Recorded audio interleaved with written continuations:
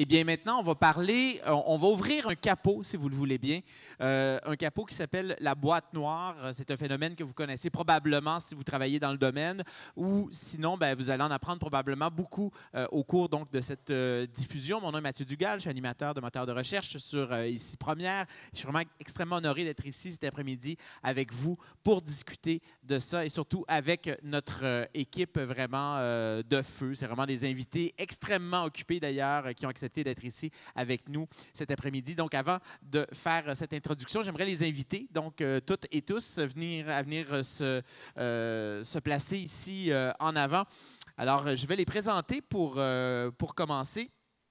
Donc, avec moi cet après-midi, il y a Fadja Collin, donc au bout ici, qui est scientifique de données chez Shopify. Elle travaille notamment en exploration de données et en implémentation de nouvelles technologies dans le monde de la culture, du transport, de l'éducation, de l'agroalimentaire. En Shopify, ça touche évidemment à plusieurs domaines. Bonjour Fadja. On a Marina Pavlovic-Rivas. Marina qui agit à l'intersection de la science de données, des médias et de la culture. Et donc, son parcours l'a amené à combiner les domaines de manière inhabituelle en fondant Gradient AI, une compagnie qui développe des solutions en intelligence artificielle et en analytique de données pour les industries créatives. Bonjour Marina. Allô. On a Nicolas Simard également. Nicolas Simard, qui est chercheur scientifique dans le laboratoire de recherche en intelligence artificielle de Strategy AI. Et donc, il décortique notamment et applique les dernières découvertes dans le monde de l'intelligence artificielle. Il travaille notamment dans le monde du Natural Language Processing. Bonjour, Nicolas. Bonjour. Et finalement, Valérie Bécard, qui a un lien d'ailleurs avec la conférence qu'on vient de voir parce qu'elle a travaillé pour un institut de Polytechnique qui s'appelle le CIREG, qui s'intéresse notamment au cycle de vie des produits et maintenant chez Element AI. Elle travaille dans le domaine de la recherche fondamentale en intelligence artificielle chez Element AI. Mais bonjour à vous quatre, bonjour Valérie. Premièrement, merci beaucoup d'être ici avec nous. On sait que vous avez des horaires passablement chargés. Les chercheurs en intelligence artificielle sont, vous le savez, extrêmement sollicités donc, ces derniers temps. Et donc, j'aimerais commencer avec un exemple qui montre bien comment le phénomène de la boîte noire dans le monde de l'intelligence artificielle est encore, par définition, mal compris. C'est dans le Devoir, le week-end dernier. On parlait notamment de l'utilisation d'algorithmes pour réaliser des transactions à haute fréquence à la bourse.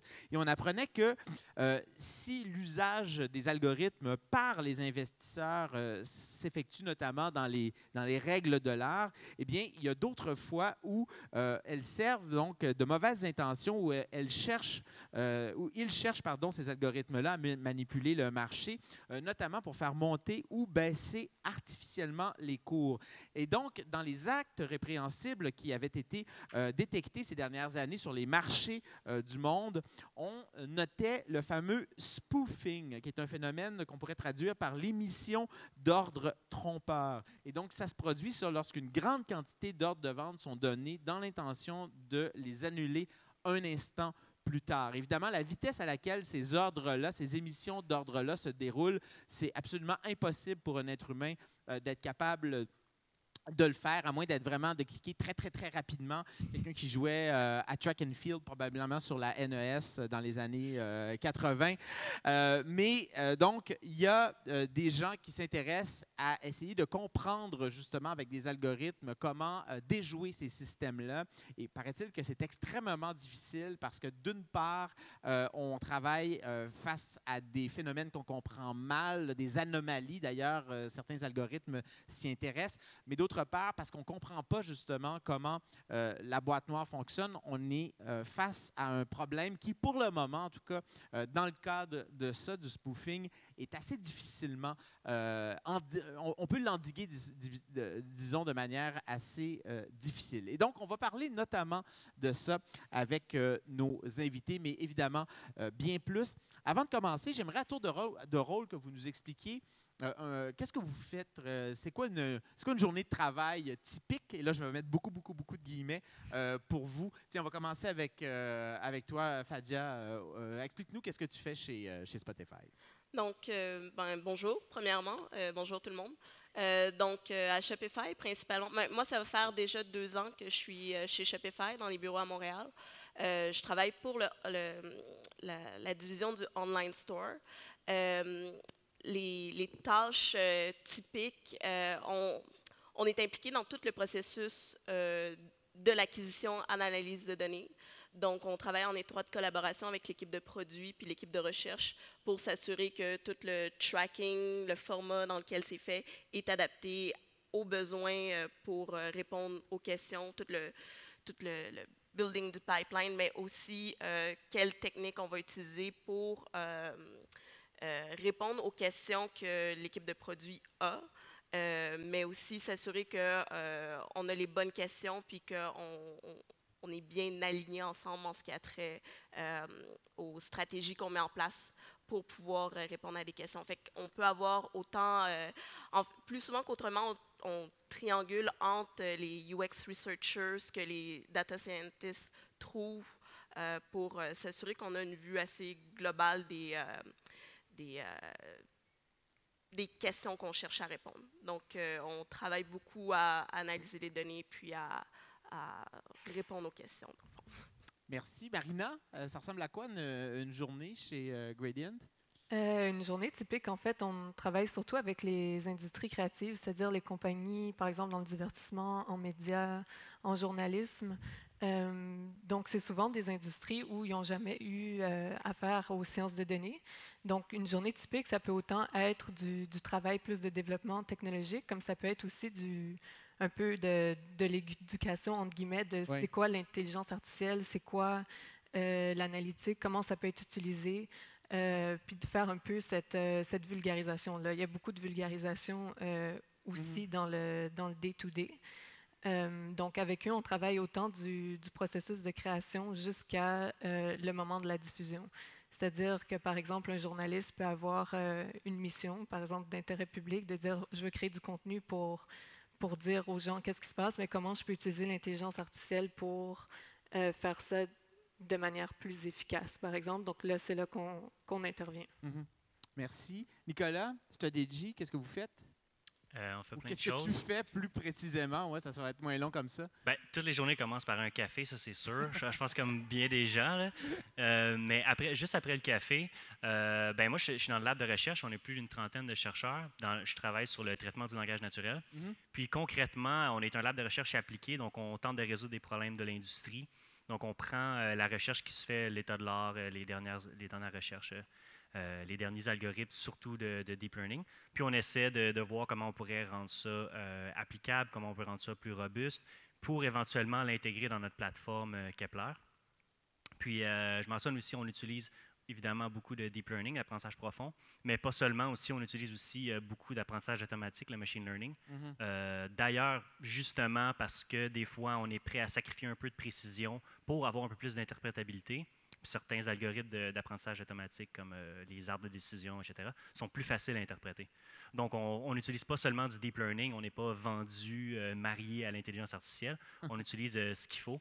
Et puis, d'ailleurs, c'est ça. Moi, j'aime pas trop le terme black box parce qu'on aura le temps d'en parler, mais moi, je regarde le black box. Moi, je travaille à l'intérieur du black box, si on veut. Il y a des black box moins black que d'autres. Hein? On peut le dire comme ça.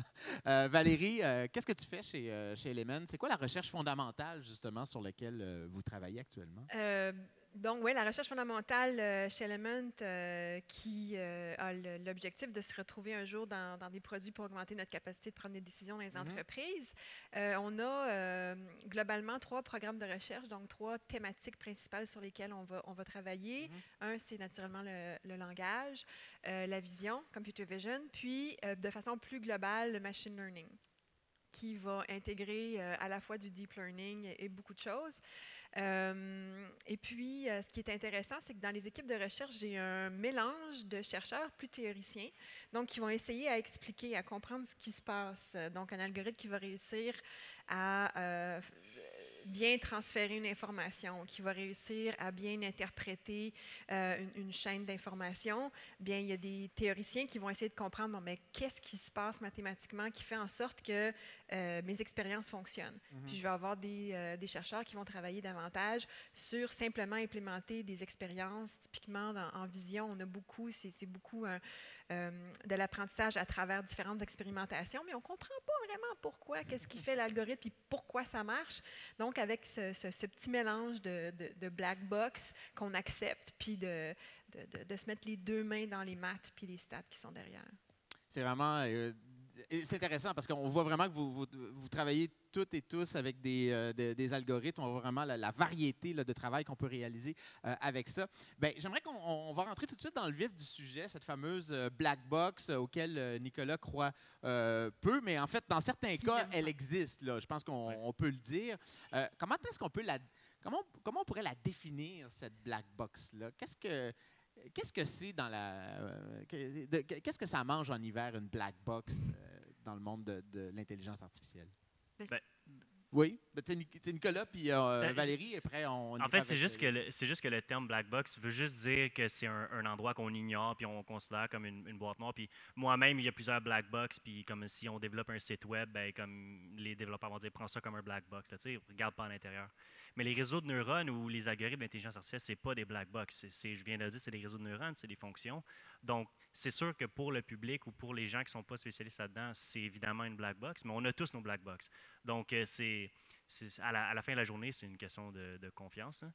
Mais dans l'esprit de la question, le black box typique pour moi, c'est les énormes réseaux de neurones en traitement du langage naturel développés par Google récemment, comme BERT, qui ont plusieurs centaines de millions de paramètres, qui fit à peine en mémoire. Ça c'est très, très difficile à comprendre, même pour quelqu'un qui est vraiment spécialiste là-dedans.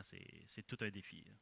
C'est intéressant. Donc, dans le fond, pour toi, la black box, ce n'est pas nécessairement quelque chose, un absolu en soi. Ça varie avec notre niveau de compréhension. Absolument. Peut-être aussi, plus on a de couches, ou également, plus ça devient complexe. Et les paramètres également qui les dirigent peuvent être extrêmement nombreux. Valérie, comment on la décrit? Moi, je peux juste parler de ta black box. comment, je veux dire... ma propre définition. Oui. C'est ce qu'on cherche cet après-midi, et ça tombe bien. Pour moi, la façon dont j'avais toujours compris le phénomène de black box, plus précisément dans le monde du deep learning, c'est que on ne comprend pas nécessairement comment l'algorithme va apprendre quelque chose. Donc, on lui présente typiquement, si on prend juste de l'apprentissage supervisé, mais on va lui montrer des images. Il faut qu'on parle d'images de chats et de chiens. Parce que sinon, ça y est. C'est pas une vraie. On lui présente des images de chats, des images de chiens, puis on ne sait pas là, comment, à l'intérieur de l'algorithme, qu'est-ce qu'il va faire qu'en bout de ligne, quand tu vas lui présenter une nouvelle image de chat, comment est-ce que l'algorithme est capable de dire c'est un chat? C'est-tu parce qu'il y a des moustaches puis des oreilles? Est-ce que c'est parce que statistiquement, les pixels dans les échantillons qu'on lui a montrés ressemblaient davantage aux pixels que tu viens? Tu sais, on ne le sait pas. Puis pour moi, c'est ça la black box. Puis ça marche bien quand, je veux dire, ça marche bien, on l'accepte bien quand on veut juste différencier des chats et des chiens.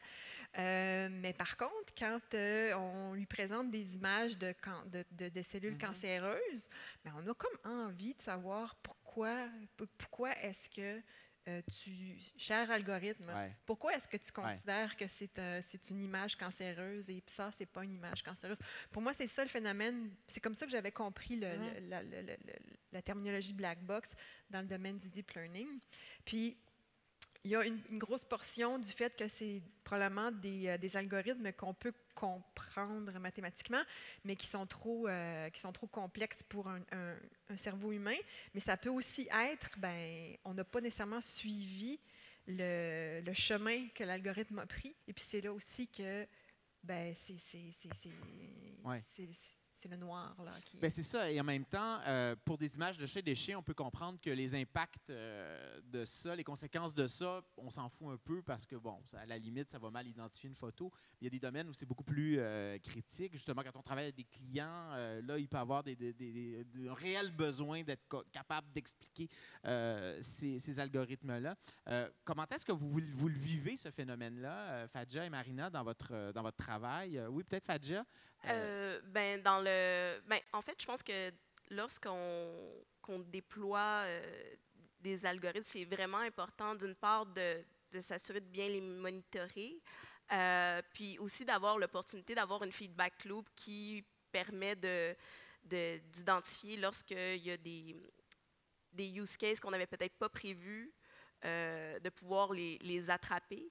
Dans le contexte de Shopify, on a quand même une grande connexion avec nos utilisateurs. Donc, il y a le service de support. Il y a beaucoup d'opportunités pour nous d'avoir une feedback loop qui nous permet de savoir que si on a lancé un algorithme qui crée des soucis, on peut intervenir rapidement, puis éventuellement comprendre les mécanismes qui ont pu engendrer ça.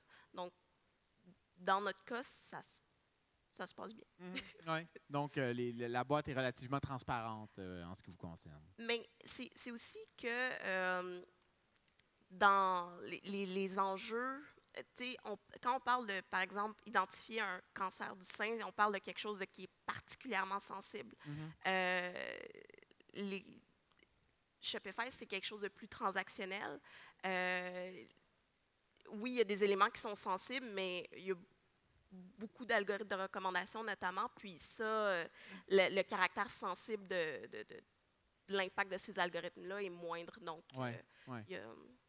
évidemment, ça dépend des endroits où on les applique. Chez vous, chez Gradient, est-ce que cette question justement d'explicabilité, d'interprétation des résultats, ça vous touche? Ça nous touche aussi. Puis les industries créatives, on aurait tendance à croire que il y a moins cette notion-là. Par exemple, on n'est pas en médical, on n'est pas en bancaire, donc cette notion d'explicabilité qu'elle serait peut-être moins présente, mais elle est quand même. Par exemple, en journalisme, quand on travaille avec des systèmes de recommandation, même pour faire adopter la technologie, pour que des équipes disent « OK, on va aller de l'avant », puis l'utiliser pour déterminer quel contenu va être publié sur quelle plateforme, à quel moment, à quelle personne, c'est important d'expliquer comment c'est fait pour même que la technologie soit adoptée par les équipes en premier lieu. C'est intéressant parce que dans le fond, la capacité à expliquer les décisions, ça peut même être un facteur commercial dans le fait qu'on va avoir une technologie qui va fonctionner ou pas.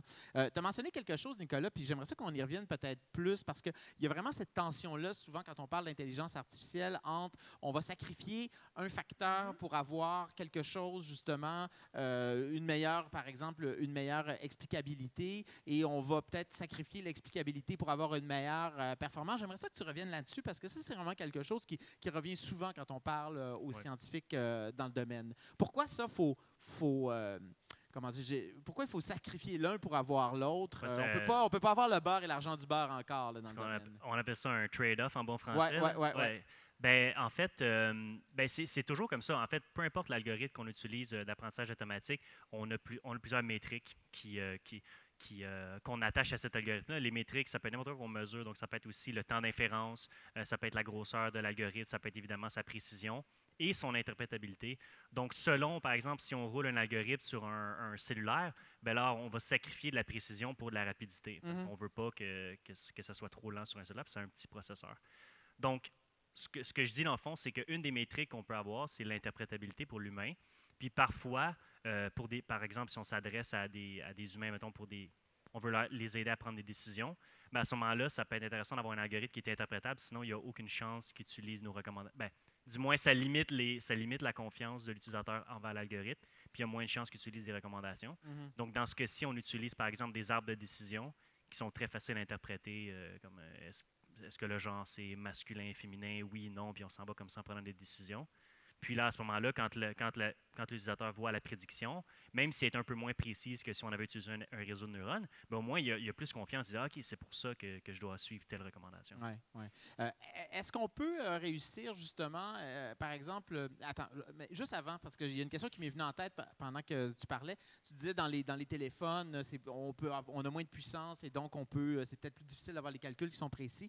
Il y a un domaine qui se développe qu'on appelle edge computing ou AI at the edge? Est-ce que le fait, par exemple, de mettre des microprocesseurs dans les systèmes qui sont au bout de la chaîne de communication, ça pourrait éventuellement aider? Je sais qu'il y a des télés où on met maintenant des Ouais. chips qui permettent de faire du traitement de l'image, non pas dans le cloud, mais dans la télé. Est-ce que ça, on pourrait éventuellement raffiner des calculs dans des appareils comme une télé, un téléphone? Puis, Oui, ben, je pense que ces technologies-là d'edge computing adressent plutôt le problème du privacy aussi, parce que si, par exemple, les calculs de recommandation ou de profilage de Facebook sont faits sur ton cellulaire, ils ne transitent pas par les serveurs. À ce moment-là, ça limite les problèmes potentiels de privacy. Mais par rapport à l'interprétabilité, je ne pense pas que ça aurait nécessairement un impact, mais oui, c'est lié à ça. D'ailleurs, Huawei, je pense, travaille sur des processeurs qui vont être... en fait, toutes les compagnies, Intel, tout ça, ont toutes des ASICs, là, des chips spécialisés pour le deep learning, pour l'inférence, etc. Ils ont tous leur petit créneau, puis parce que, évidemment, le hardware se développe de façon fulgurante là, pour le deep learning. Ouais. Donc, ouais, c'est tout un marché, là. Donc, on pourrait éventuellement créer des produits où on pourrait avoir de la qualité de calcul qui serait plus grande et qui permettrait donc, avec des algorithmes qui n'étaient pas utilisables auparavant, donc d'avoir des algorithmes qui soient plus raffinés. Oui, absolument. De l'autre côté aussi, ça c'est hardware, côté software, il y a TensorFlow qui sort des librairies qui sont de plus en plus légères. Donc le software s'améliore, le hardware s'améliore, tout dans le but d'offrir les produits les plus flashy. Là, ça creuse, mais ça creuse ton... Parce que là, on peut ça creuse ton explainability, là, parce que là, ça veut dire que tu peux avoir des calculs qui sont beaucoup plus complexes, beaucoup plus lourds. Tu peux travailler avec des données complètement malades, et à ce moment-là, bonne chance pour réussir à comprendre encore davantage ou pour expliquer qu'est-ce qui se passe. C'est que là, tu augmentes ta capacité de gérer beaucoup d'informations. Oui, absolument. Donc, absolument. Très intéressant, ça. Mais j'aimerais qu'on revienne dans la capacité d'expliquer les décisions. Parce que c'est ça, dans le fond, quand on parle de black box, peut-être que il y a des black box, on le disait, qui sont vraiment inhérentes à la technologie. Puis des fois, la black box, c'est juste parce qu'on n'a pas le temps, on n'a pas les capacités pour expliquer ce qui se passe, même si on mettait beaucoup d'efforts, on pourrait le faire. Est-ce que les clients, moi j'aimerais vous parler peut-être du côté peut-être plus client dans vos deux cas, parce que vous travaillez avec ces gens-là. Est-ce que les gens deviennent plus sensibles justement à ces questions-là, à dire moi je vais travailler avec des systèmes, mais je veux comprendre, parce qu'ils ont une certaine forme d'autonomie, ces systèmes-là, je veux comprendre pourquoi vous arrivez à telle ou telle décision. Est-ce que ça fait partie des demandes, ça, des gens qui travaillent avec, en fait, qui achètent ces systèmes-là? De notre côté, oui, parce que souvent, comme c'est des domaines que c'est pas où les sciences de données n'étaient pas utilisées traditionnellement, puis que c'était des humains qui prenaient ces décisions-là sans l'aide de technologie, là, d'amener la technologie de ce côté-là, c'est une des premières questions avant même l'adoption, justement, pour décider d'aller de l'avant avec la technologie, c'est de dire je veux comprendre comment la décision est faite pour pouvoir juger au-delà de l'output, est-ce que la logique derrière est pertinente. Donc, de notre côté, c'est sûr que c'est quelque chose qui est demandé, mais encore là, ça dépend du domaine. Même si on vise les industries créatives, il y en a par exemple en journalisme, mais là, c'est obligatoire. Puis dans d'autres domaines où c'est plus l'audiovisuel, le divertissement, c'est quand même demandé, mais ça reste moins fort que dans des domaines où les enjeux sont différents. Chez vous, chez Shopify, est-ce que ça fait partie des demandes des gens avec qui vous travaillez? En fait, la façon dont on communique les recommandations, c'est super important de pouvoir les communiquer de façon justement interprétable, mais aussi de façon à en comprendre réellement la valeur, puis que ça sort pas juste d'un chapeau. Donc, oui, il y a énormément d'efforts et de soucis qui est mis à rendre comprenable et actionnable les recommandations qu'on fait ou la façon les recommandations qui sont faites. Et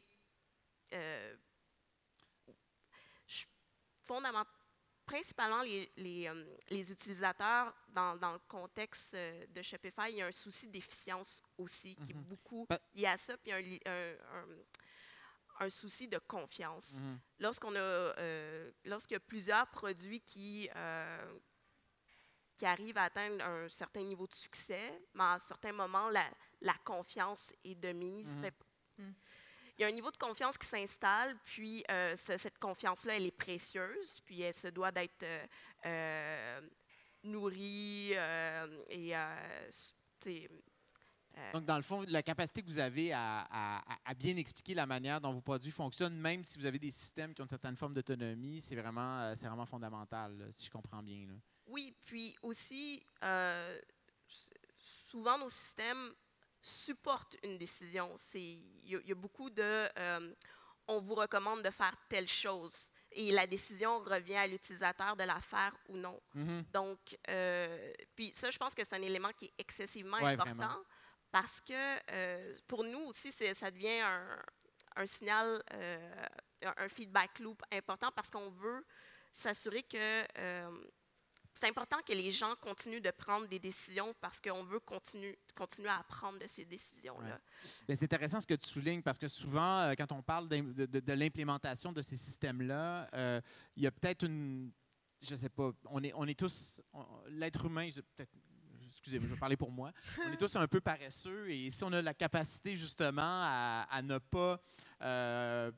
faire telle chose ou telle chose, on va prendre ce chemin-là. Est-ce qu'il n'y a pas un danger, justement, d'avoir des systèmes où on va se fier beaucoup à des décisions qui sont prises et le système le fait, et donc ça nous enlève un peu, je dirais, une épine du pied. Est-ce que ça fait partie des choses qu'il faut quand même pas...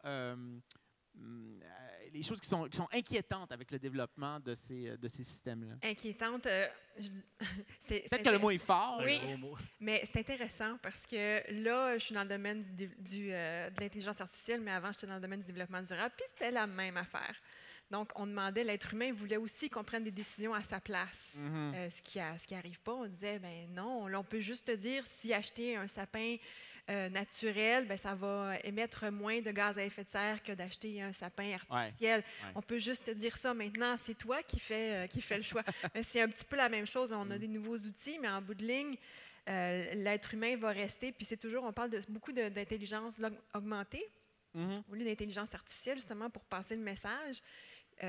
Puis il y a Walt Disney qui a fait un super film là-dessus qui s'appelle Wall-E sur qu'est-ce qui pourrait nous arriver. Non, mais c'est quand même, effectivement, c'est de l'excellente vulgarisation. Est-ce que ça nous... est-ce qu'il faut faire attention à ça, Nicolas, se fier, oui, mais à ces systèmes-là? Moi, je suis pas généralement, ben là, c'est mon opinion personnelle. Je suis pas de ceux qui disent qu'il faudrait trop se méfier par danger de tomber dans la paresse. Moi, mon exemple, c'est peut-être mon background en maths, mais c'est comme la calculatrice. On pourrait dire, depuis que la calculatrice est arrivée, les gens font plus de calcul mental. Puis c'est probablement vrai.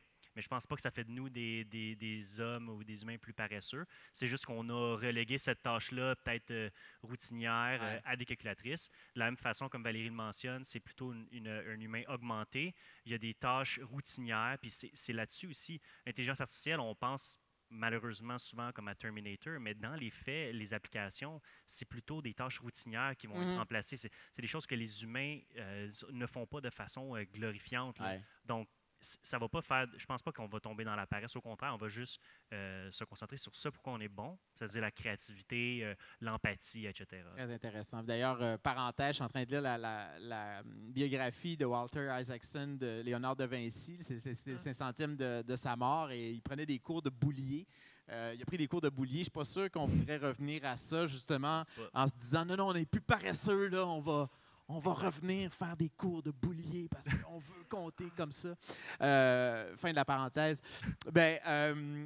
Justement, tu as parlé de créativité, puis ça, c'est intéressant. Puis dans la conférence de Sacha aussi, on faisait beaucoup de liens entre des algorithmes, des GAN qui, à la base, c'était un peu, comment dire, on testait un type d'algorithme. D'ailleurs, c'est né à Montréal, hein, le GAN.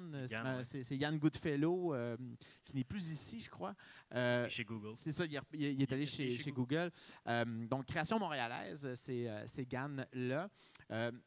Est-ce que la boîte noire nous empêche ou nous aide à devenir plus créatifs?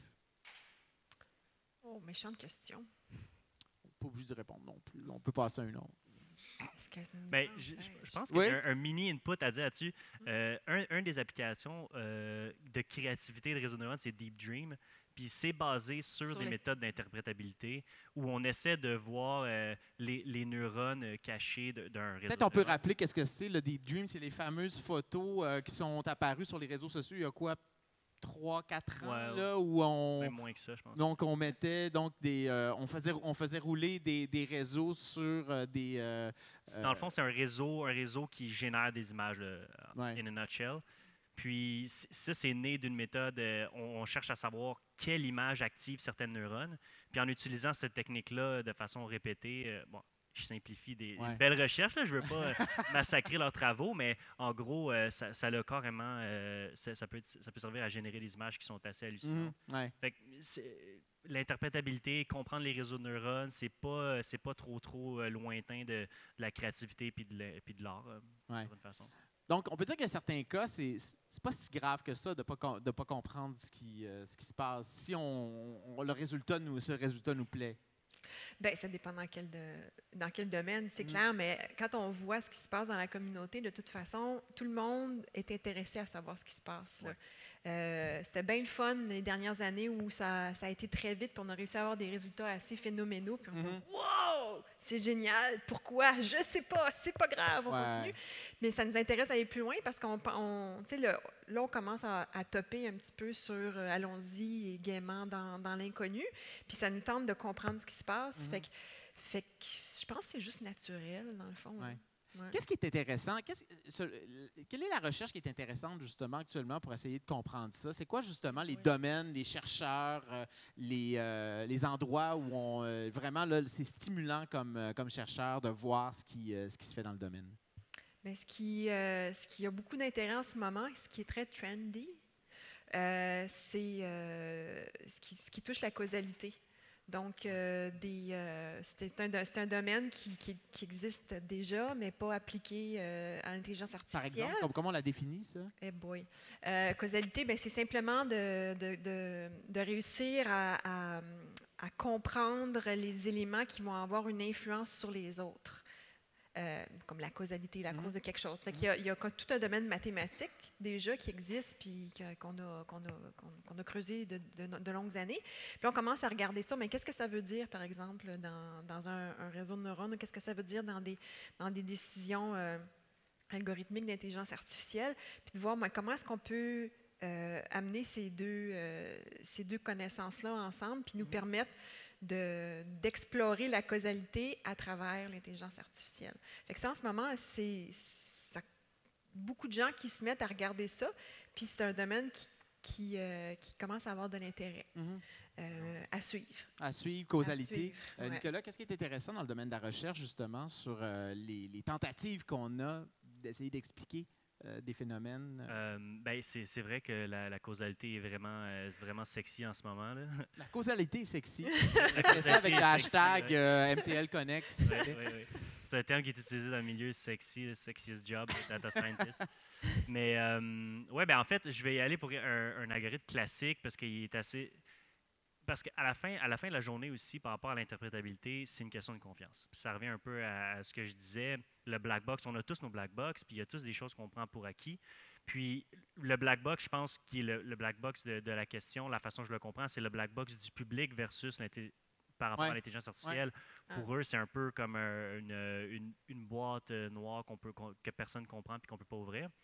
Puis j'aimerais mentionner que l'interprétabilité, c'est bon non seulement pour l'intelligence artificielle vers le public, pour que Ginette qui applique pour un prêt chez Intact comprenne pourquoi elle a été refusée, par exemple. Ça, c'est très pratique. Ben oui. Puis, pour moi, c'est un excellent exemple. Pour moi, c'est l'exemple le plus classique. Là. On veut comprendre. Puis moi-même, quand j'appelle mes assurances puis qu'ils m'ont augmenté ma prime, puis que je demande à la personne pourquoi, puis qu'il me dit « je vous mets en attente », puis qu'il me baisse ma prime après, je veux comprendre. Qu'est-ce qui s'est passé? Là?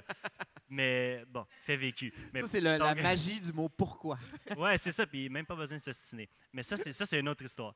Donc ça, c'est vraiment l'intelligence artificielle versus le public. Mais aussi pour les chercheurs eux-mêmes, l'interprétabilité permet de voir est-ce que je peux avoir confiance en mon modèle?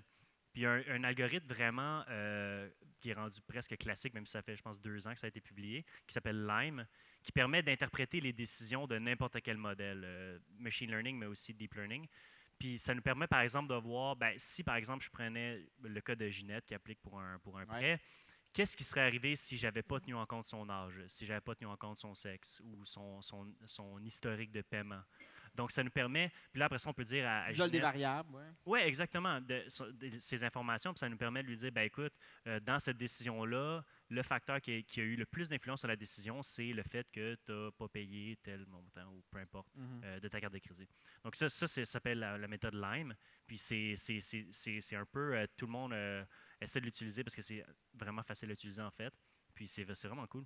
Pour les chercheurs, et pour le public, je pense que ça peut être. Oui, mais Lime, si je comprends bien, c'est capable d'expliquer des trucs. On ne l'a pas trouvé, l'espèce de potion magique pour expliquer du black box. Mais ça fait juste te mettre en évidence des éléments. Là, ça t'aide à mieux comprendre ce qui s'est passé. C'est sûr que c'est pas magique. C'est une question de confiance aussi. Là. Je pourrais t'expliquer, je pourrais te montrer un graphique Lime.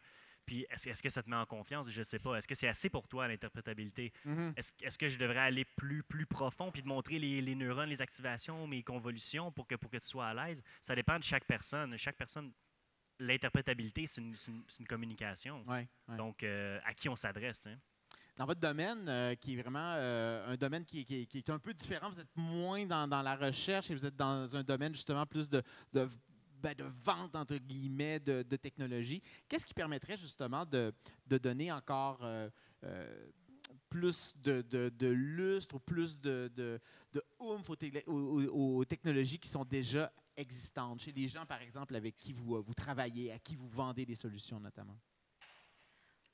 De notre côté, qu'est-ce qui a été intéressant de voir, c'est que, vu que de notre proximité avec les industries médiatiques, c'est oui, comment l'intelligence artificielle peut être utilisée par les médias, mais aussi comment les médias peuvent influencer l'intelligence artificielle.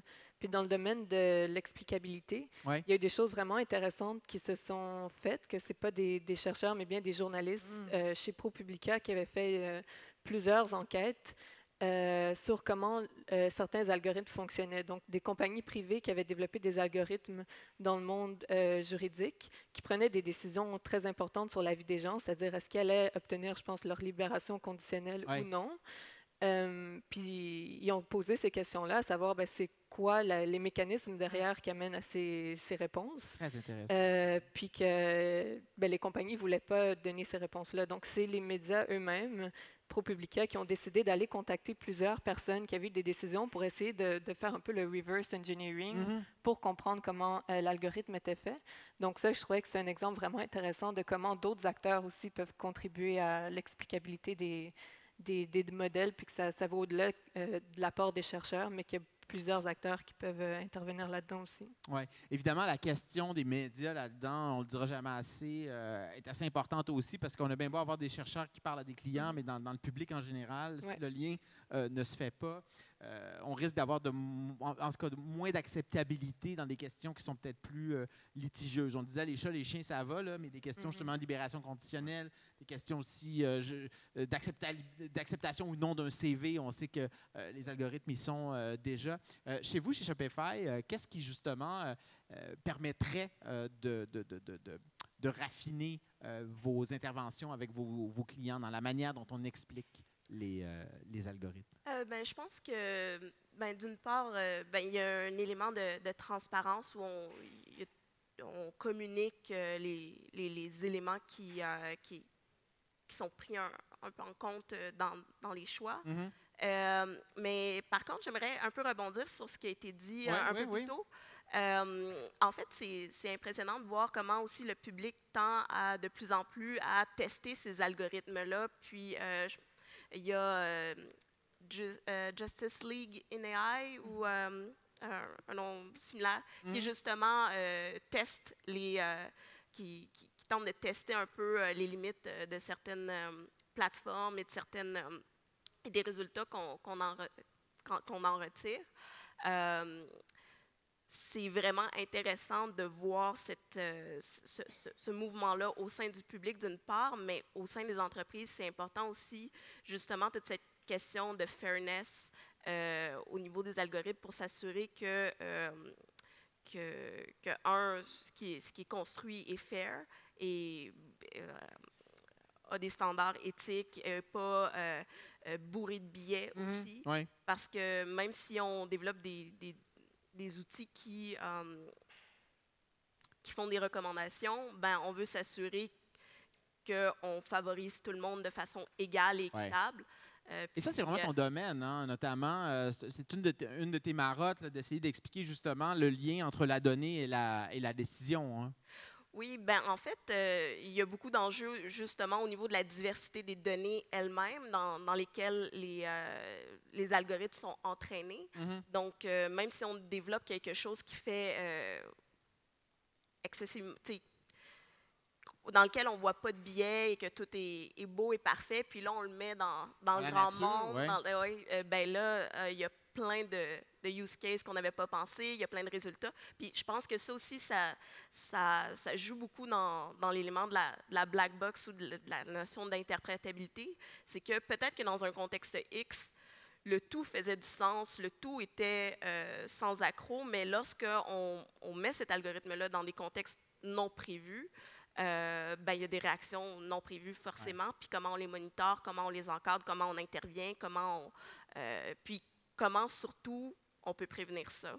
Puis ça, je pense que ça va beaucoup au niveau de la diversité au sein des données, même lors du training. Les décisions sont aussi bonnes que la qualité des données qu'on met à l'entrée. Là. Ça, je pense que tu as bien beau avoir un top algorithme, si tes données, ça ne vaut pas de la chenoute, on oublie ça. Ça, cette question-là est aussi, on l'oublie. Hein? Je veux dire, on travaille beaucoup sur les algorithmes, mais la question des données, c'est très pertinent ce que souligne Fadja. On n'oublie pas les données quand on essaye pas, de faire des algorithmes. Non, garbage in, garbage non, mais out. excusez-moi, je disais je parlais peut-être du grand public. Quand on pense à ça, souvent, la question de la donnée, elle est moins là.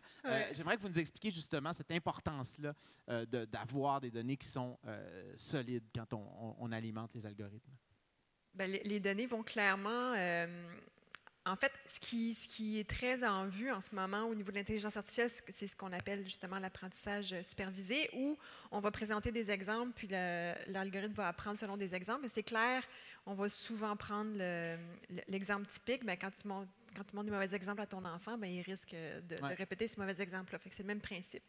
La réalité en ce moment, par contre, et je suis certaine que vous la vivez aussi, c'est que les données, à moins que tu t'appelles Google ou Facebook, c'est pas facile de trouver ça. Puis on commence à faire de plus en plus de recherches pour essayer justement de contourner le fait qu'on ait besoin de toutes ces données-là, où on va générer des données synthétiques, où on va... donc, ça devient... pour moi, ça devient encore plus critique de ne jamais dissocier la donnée avec l'algorithme, parce qu'encore là, on va essayer de produire des choses avec encore moins d'informations. Bien, il faut que cette information-là soit de qualité. Donc, mais on n'a pas le choix. C'est une tendance qu'on vit. L'accès aux données est difficile de toute façon. C'est incroyable. C'est quand même paradoxal. C'est comme l'inverse du big data. C'est incroyable. On nage. Je pense que 90% de toutes les données créées depuis le début de l'informatique ont été dans les 2 dernières années. Et malgré tout, ils sont difficiles d'accès. Il y a des données difficiles d'accès. Qu'est-ce que tu penses de ça, Nicolas, cette question-là, entre l'algorithme et la donnée, le rapport entre l'algorithme et la donnée? En fait, le rapport est symbiotique. Mais en fait, pour revenir aussi à ce que Valérie disait, une des raisons, c'est qu'effectivement, Google, Facebook ont pratiquement toutes les données, mais aussi parce que parfois, les compagnies ont les données, mais ils sont sur des systèmes qui sont, disons, archaïques, là, ou, sans utiliser un gros mot, disons, pas de l'heure ou difficile d'accès. Vintage? Oui, on pourrait dire vintage. Fait que c'est un vieux serveur en bois. Mais ce qui est par rapport à l'algorithme, je pense que Valérie a tout dit. En fait, je rajouterais que pour le public, là, vraiment, les algorithmes, pour simplifier au maximum d'intelligence artificielle, c'est vraiment, ils sont là pour répéter les patterns qu'ils voient. Donc, si tu lui donnes des patterns qui sont biaisés, donc ton jeu de données contient des biais, donc par exemple plus d'hommes que de femmes, etc., forcément, ton algorithme n'est pas plus intelligent qu'il faut, donc il va juste répéter les biais dans ton jeu de données. Donc, c'est vraiment une relation, l'un ne va pas sans l'autre. Là, je ne sais pas s'il nous reste... le monsieur derrière, il dit 5 Il y avait minutes. 5. Ah, il m'a dit... OK, parfait. Excusez-moi, d'habitude, mon réalisateur me parle dans mon oreille. On est niaiseux de même, les animateurs. J'aimerais qu'on termine justement dans vos domaines respectifs. Qu'est-ce qui est vraiment quelque chose qui est extrêmement stimulant? Peut-être peut-être pas en rapport avec la boîte noire, mais j'aimerais que vous nous parliez comment, justement, l'intelligence artificielle en général, il y a des domaines là, qui vous donnent le goût de continuer, justement, parler de votre travail, votre day-to-day, votre day job. Là. Qu'est-ce qui est vraiment stimulant actuellement dans votre domaine qui vous donne le goût de continuer, à tour de rôle? Oui. Pense-y, Ouais. on va commencer par, par quelqu'un d'autre. Par exemple, Fadja, qu'est-ce qui, justement, au niveau de l'intelligence artificielle, est vraiment trippant chez Spotify? Je pense que c'est surtout... Chez en fait, Shopify, pardon. Ouais, désolé. Je sais pas, il est 5 heures, hein, c'est comme, j'ai le goût d'écouter la musique. ben, en fait, c'est des outils d'aide beaucoup à la décision. Puis de pouvoir supporter puis aider des entrepreneurs à être plus efficaces à réaliser leur entreprise sur laquelle ils travaillent depuis Plusieurs temps, années, depuis plusieurs années, puis de pouvoir, en fait, comment les outils qui sont développés peuvent supporter et, je ne sais pas c'est quoi le mot français pour empowered. On Il y en a parle pas. sérieux, il y a un mot qui s'appelle, on dit, c'est le empouvoirment. Je pense que c'est refusé. Alors, j'ai pas régurgi en le disant, donc vous pouvez le dire. Donc, empouvoirer les entrepreneurs. Je pense qu'ils vont le reprendre pour... on donne des idées à des comédiens. Là. Mais oui, en fait, parce que c'est quand même un outil qui est puissant puis qui permet de donner de la visibilité sur des choses que, en tant qu'humain, on n'est pas capable de voir ou d'interpréter, puis de pouvoir communiquer ça et d'aider au succès des gens. Ça, c'est... Vive l'empouvoirment. Ouais. L'empouvoirment. Magna, qu'est-ce qui est stimulant en regard de l'intelligence artificielle dans le domaine, justement, des industries culturelles? En fait, au-delà de la technologie, c'est intéressant de voir comment cette relation-là va se déterminer au fil du temps, de comment des scientifiques de données vont travailler avec ces industries qui, normalement, reposent beaucoup sur la créativité humaine et où l'objectif n'est pas tout le temps simplement économique. Des fois, il y a un objectif créatif, un objectif d'intérêt public. Donc, d'un peu d'imaginer ces relations-là puis de les déterminer au fur et à mesure qu'on avance, c'est très, très stimulant. Nicolas? En quelques mots, moi, ce qui m'excite côté recherche, là, en intelligence artificielle, c'est ce qu'on appelle le meta-learning, donc le méta-apprentissage où on apprend à apprendre, puis ça adresse aussi le problème du manque de données, où on apprend sur des petits jeux de données, puis on apprend à apprendre plus rapidement. À partir de petits jeux de données? Oui, on apprend sur des petits jeux de données à apprendre, à classifier des chats, des chiens, des loups, des vaches, etc. Puis là, quand on a un petit ensemble, on a appris à distinguer des animaux, on apprend plus vite. Donc, en gros, là, c'est vraiment excitant. C'est du méta. Ça s'appelle meta-learning, oui. C'est très méta. Méta-apprentissage, c'est en plus, très sexy. C'est le fun à dire. Très sexy. Plus qu'empouvoirment. Ouais. Qu'est-ce que tu trouves stimulant, justement, dans ton domaine? Moi, ce qui est stimulant dans mon domaine, puis c'est hors peut-être contexte de l'entreprise, c'est de voir des initiatives, de voir Sacha qui a fait le contraire de moi, puis qui est parti de l'intelligence artificielle pour aller en changement climatique.